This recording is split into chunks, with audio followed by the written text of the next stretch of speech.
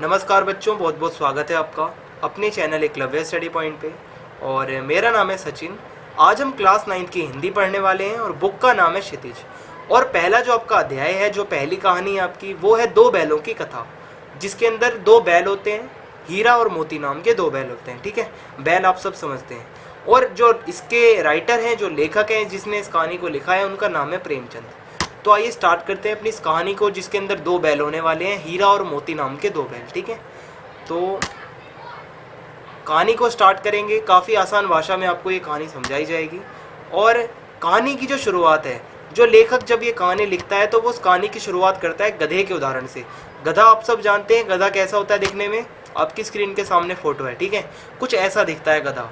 तो लेखक कहता है, जो प्रेमचंद हैं, जो हमारे लेखक हैं, राइटर हैं, वो कहते हैं कि गधा जो है वो एक सीधा साधा भोला सा जानवर होता है। ठीक है, और लेखक कहता है कि गधा चाहे सुखी हो या दुखी हो, उसे कोई लाभ हो या उसे हानि हो, कोई नुकसान हो, उसे कोई भी उस पर असर नहीं पड़ता। वो हमेशा वैसा का वैसा ही रहता है, वो कभी चेंज नहीं होता।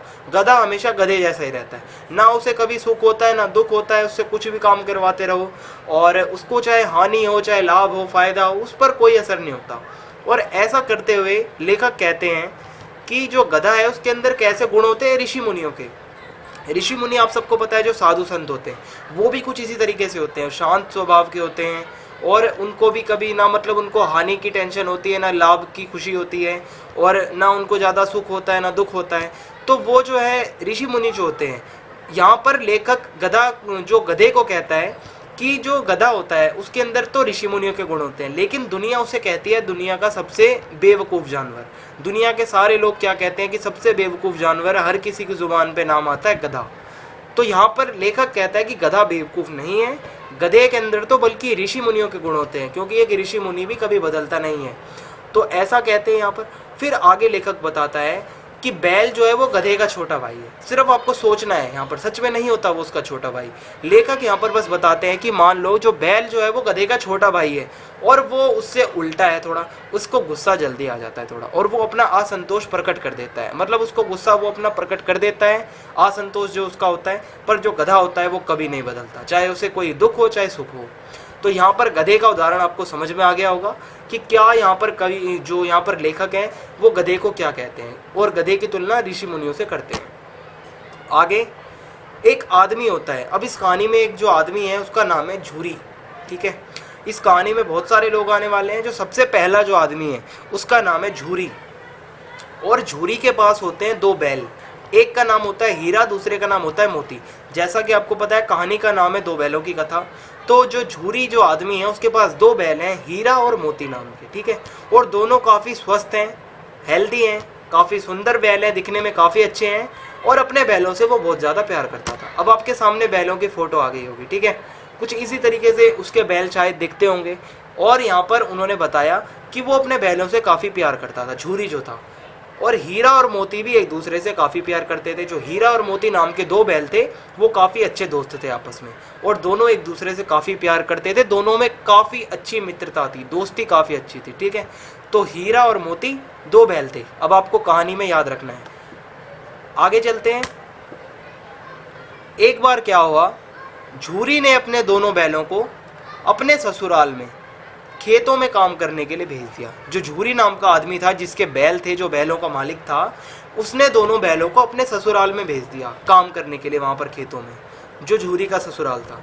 और वहाँ पर उन दोनों बैलों को खूब काम करवाया गया, उनसे दिन रात काम करवाया जाता था और इतनी मेहनत करवाई जाती थी। पर खाने में उन्हें क्या मिलता था? सिर्फ रूखा सूखा हुआ भोजन। ठीक है, रूखा सूखा भोजन उन्हें खाने के लिए दिया जाता था, और मेहनत उनसे बहुत ज़्यादा करवाई जाती थी। लेकिन जब ये बैल झूरी के पास थे, अपने असली मालिक के पास, तो वो काफ़ी हेल्दी थे और उनको अच्छा खाना मिलता था।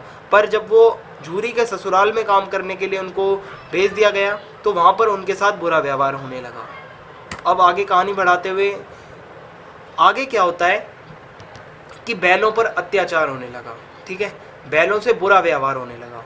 और क्या हुआ, एक दिन दोनों बैलों को बहुत ज़्यादा मतलब तंग किया जा रहा था। तो एक दिन क्या हुआ, दोनों बैल जो है वो रस्सी तुड़ाकर वहाँ से भाग गए।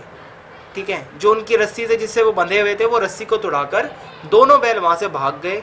और झूरी उन्हें देखकर बहुत खुश हुआ, वो वापस झूरी के पास आ गए भाग के वहाँ से। जहाँ पर वो झूरी के ससुराल में काम कर रहे थे, वहाँ उन्हें तंग किया जा रहा था बहुत ज़्यादा।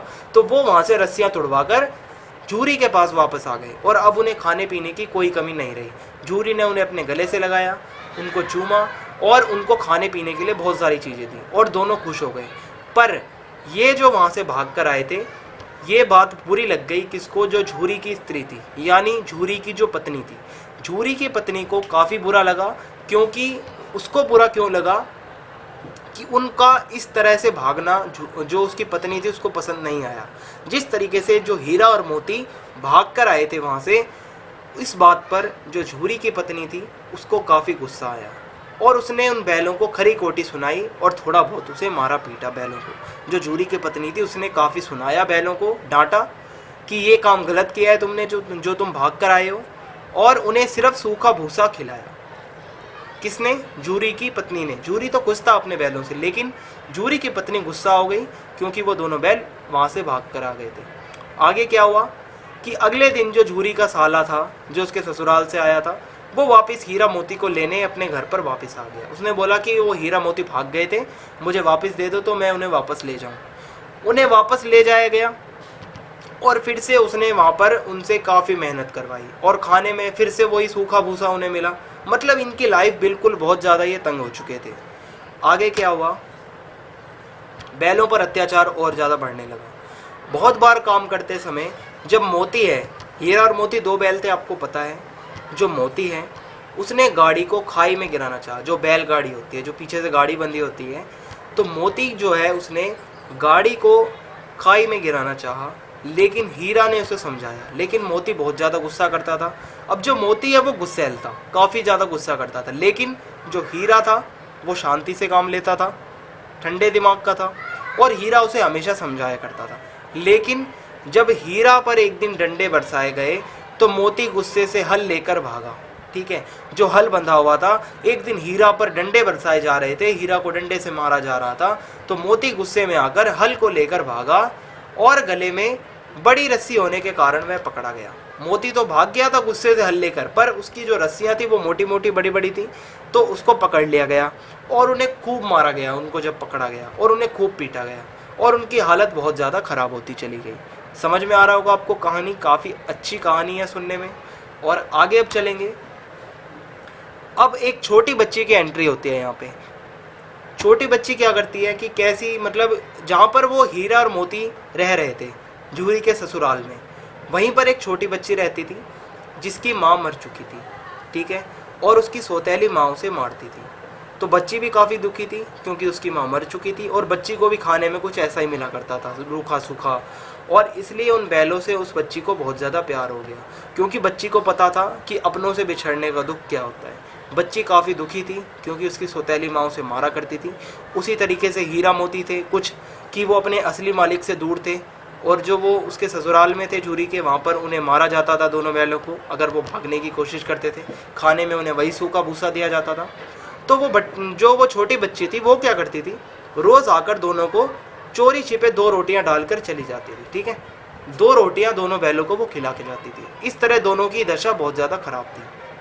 बच्ची खुद भी दुखी थी, बैल भी दुखी थे, पर वो उनसे प्यार करती थी बैलों से, क्योंकि वो उनका दर्द समझ सकती थी। तो वो बच्ची क्या करती थी, 2 रोटियां उनको चोरी छिपे डालकर चली जाती थी। तो छोटी बच्ची की बात आपने यहाँ पर समझी। आगे क्या हुआ, एक दिन उसी बालिका ने, बालिका मतलब छोटी बच्ची, एक दिन उसी बालिका ने हीरा और मोती की रस्सियाँ खोल दी। जहाँ पर हीरा और मोती बंधे हुए थे, उस बच्ची ने क्या किया, वो रस्सियों को खोल दिया और हीरा और मोती दोनों वहाँ से भाग गए। और झूरी का जो साला था और जो बाकी सभी लोग थे वो उन्हें पकड़ने के लिए दौड़े, लेकिन कोई भी उन्हें पकड़ नहीं सका और वो भागते भागते एक नई जगह पर पहुंच गए। जो वो हीरा मोती बैल थे वो दोनों वहाँ से भागने में सफल हो गए और वो एक नई जगह पर पहुंच गए और वे दोनों झूरी के घर का रास्ता भूल गए थे। अब वो एक बिल्कुल नई जगह पर पहुंच गए थे जहाँ पर वो कभी नहीं गए थे, पर वो बहुत ज़्यादा खुश थे उस जगह पर आके, क्योंकि अब उन्हें ज़्यादा तंग नहीं किया जा रहा था। ठीक है, और वो बहुत ज़्यादा खुश थे, अब वो आज़ाद हो चुके थे। और दोनों ने क्या किया, खेतों में मटर खाया। वो किसी एक खेत में घुस गए और वहाँ पर जितने भी मटर थे वो आराम से खुशी से वहाँ पर खाने लगे और अपनी आज़ादी का एहसास करने लगे। काफ़ी उन्हें अब खुला महसूस हो रहा था, आज़ादी का वो पूरी तरीके से अब मज़ा ले सकते थे। आगे क्या हुआ एक सांड से उनका मुकाबला हुआ। सांड आपको पता है, जो एक सांड से उनका जो है मुकाबला हुआ और दोनों ने मिलकर उसे मार भगाया। दोनों ने मिलकर उस सांड को वहाँ से भगा दिया। और जब वो खेतों में, उसी खेत में जब वो चर रहे थे, तो वो जो खेत का मालिक था वो उस टाइम पर वहाँ पर आ गया। अब एक नए इंसान की एंट्री होती है कहानी में। अभी तक आपने क्या देखा था, कौन कौन है इस कहानी में? झूरी है, झूरी का साला है, झूरी की पत्नी है, छोटी बच्ची है। और अब कौन यहाँ पर नया आ गया? जो उस खेत का मालिक था, जहाँ पर वो चढ़ते फिर रहे थे, जहाँ वो मटर वगैरह खा रहे थे। तो वो मालिक जो था खेत का, वो काफ़ी गुस्सा हुआ। उसके बाद उन दोनों को उसने कांजी हाउस में बंद कर दिया। अब ये कांजी हाउस क्या है? ये एक जगह का नाम है जहाँ पर बहुत सारे और भी जानवरों को बांध कर रखा जाता था। ठीक है, कांजी हाउस में उनको बांधकर वहाँ पर ले जाया गया और बाकी सभी जानवरों के साथ उनको बंद कर दिया। बाकी जो सभी जानवर थे उनकी भी हालत बहुत ज़्यादा ख़राब हुई पड़ी थी कांजी हाउस के अंदर, जहाँ बहुत सारे जानवरों को बंद करके रखा जाता था। आगे क्या हुआ आप देख सकते हो। कांजी हाउस शायद कुछ दिखने में अंदर से ऐसा था, जहाँ लाइन से बहुत सारे जानवर खड़े रहते थे। तो हीरा और मोती को रात को वहाँ पर भोजन नहीं मिला। ठीक है, जो हीरा और मोती थे उनको रात का भोजन वहाँ पर नहीं मिला और उनके दिल में विद्रोह की ज्वाला भड़क उठी। और एक दिन उन दोनों ने दीवार को गिराकर दूसरे जानवरों को वहाँ से भगा दिया। विद्रोह की ज्वाला भड़क उठने का मतलब है, जब उन्हें रात का भोजन वहाँ पर नहीं मिला तो उनके अंदर गुस्से की आग जल गई एकदम कि अब हमें यहाँ से भागना है। उन्होंने क्या किया कि एक दिन दोनों ने मिलकर वो दीवार को गिरा दिया जहाँ पर वो बंद थे और दूसरे जानवरों को वहाँ से भगा दिया। उस दिन हीरा तो बंधा हुआ था पर मोती भाग सकता था। मोती जो है वो खुला हुआ था और वो भाग सकता था, लेकिन हीरा को बंधा हुआ देखकर मोती भी उसके साथ वहीं पर खड़ा हो गया। यहाँ पर आप देख सकते हैं कि दोनों में कितनी गहरी दोस्ती थी। अगर मोती चाहता तो वो भाग सकता था उसको तकलीफ में छोड़कर, पर मोती ने ऐसा नहीं किया। और इस बात का पता जब कांजी हाउस के मालिक को लगा कि ये भाई इन दोनों बैलों ने मिलकर दीवार ही तोड़ दिया वहाँ पे, तो उस मालिक ने आकर मोती को खूब मारा, हीरा को भी खूब मारा और उनकी जो रस्सी थी और जो मोती जो था उसकी रस्सी दोबारा से बांधी और मोटी तरीके से, अच्छे तरीके से उनको बांध दिया वहाँ पर और उन्हें खूब मारा गया। तो समझ में आया आपको? यहाँ पर आगे चलते हैं। अब एंट्री होती है एक नए आदमी की, जो कि था एक कसाई। कसाई आपको पता है जो मीट वगैरह का काम करते हैं। तो एक हफ्ते के बाद कांजी हाउस, जहाँ पर बहुत सारे जानवरों को बांध कर रखा जाता था, उसके मालिक ने क्या किया? कांजी हाउस के मालिक ने जानवरों को कसाई के हाथों बेच दिया। एक कसाई आया और जानवरों को वहाँ से ले जाने लगा और वो दाढ़ी वाला आदमी था। वो जो कसाई था वो दाढ़ी आदमी, वो उसकी बड़ी बड़ी दाढ़ी थी जो वो कसाई था। और उस आदमी ने हीरा और मोती को वहाँ से लेकर जाने ही लगा वो वहाँ से। ठीक है, और हीरा और मोती जब उन्होंने उस कसाई को देखा तो वो डर गए और उनको समझ में आ गया कि अब उनका अंत होने वाला है, मतलब अब उनका दी एंड होने वाला है, क्योंकि अब वो एक कसाई के हाथों आ चुके हैं। कसाई का काम होता है मीट तैयार करना और मारना। तो वो जो है वो डरने लग गए। लेकिन जब वह उसके साथ चलते जा रहे थे, वो कसाई जब उन्हें लेके जा रहा था, तो उन्हें चलते चलते ऐसा लगा कि भाई हम किसी जाने पहचाने रास्ते पे हम पहुंच गए हैं। ठीक है, और वो क्योंकि जिस रास्ते से उन्हें लेकर गया था वो रास्ता वहीं था जहाँ पर वो पहले रहा करते थे। झूरी के घर के पास से वो उन्हें लेके जाने लगा और जब उन्होंने अपना घर देखा जहाँ पर वो झूरी के साथ रहते थे, तो वो उस घर को देखकर उछलने लगे और झूरी के द्वार पर जाकर खड़े हो गए। जो झूरी का गेट था वो दोनों बैल वहाँ पर जाके खड़े हो गए और झूरी ने उन बैलों को देखा तो वो झूरी बहुत ज़्यादा खुश हो गया उन्हें देखकर। और अचानक आकर फिर क्या हुआ, जब वो खुश हो गया, जो झूरी था वो खुश हो गया, लेकिन जो दड़ियल था, दड़ियल कौन है? जो दाढ़ी वाला इंसान था। दड़ियल ने आकर दोनों बैलों को रस्सी से पकड़ लिया और अपनी तरफ खींचने लगा, लेकिन झूरी ने बोला कि भाई ये मेरे बैल हैं, ये दोनों बैल मेरे हैं। पर कसाई कह रहा था मैं तो इसको खरीद के आया हूँ। आगे क्या हुआ? बैलों की वापसी। अब यहाँ तक कहानी पहुँच गई। आगे क्या हुआ? दाढ़ी वाला आदमी जो है वो जोर ज़बरदस्ती करने लगा कि ये तो मेरे बैल हैं, ये मैं खरीद के आया हूँ कांजी हाउस से। लेकिन मोती ने क्या किया? उसको सींग मार दिया जो दाढ़ी वाला आदमी था, और वो दाढ़ी वाला आदमी दूर तक जाकर उसको खदेड़ा और उसको मोती ने अच्छी तरीके से मारा। और थोड़ी देर बाद दोनों खुशी से वापस अपने मालिक के पास पहुंच गए, जो झूरी था उनका मालिक, और वो खुशी से वहाँ रहने लगे और दोबारा से भूसी चूनी खाने लगे। ठीक है, खली भूसी चूनी जो वो खाते थे जिससे वो स्वस्थ रहते थे, वो चीज़ें वापस से खाने लगे। और उनकी मालकिन भी अब गुस्सा नहीं थी, मालकिन ने भी आकर उन दोनों को चूमा और वो खुशी खुशी अब वहाँ पर रहने लगी। तो ये आपकी कहानी थी। अगर आपको वीडियो पसंद आई हो तो आप चैनल को सब्सक्राइब जरूर कर दें, बेल आइकन दबा दें ताकि आने वाले वीडियोस के अपडेट आपको मिलते रहें। कमेंट बॉक्स में आपको बताना है कि वीडियो आपको कैसी लगी। वीडियो को ज़्यादा से ज़्यादा आपको शेयर करना है। जय हिंद, जय भारत, धन्यवाद।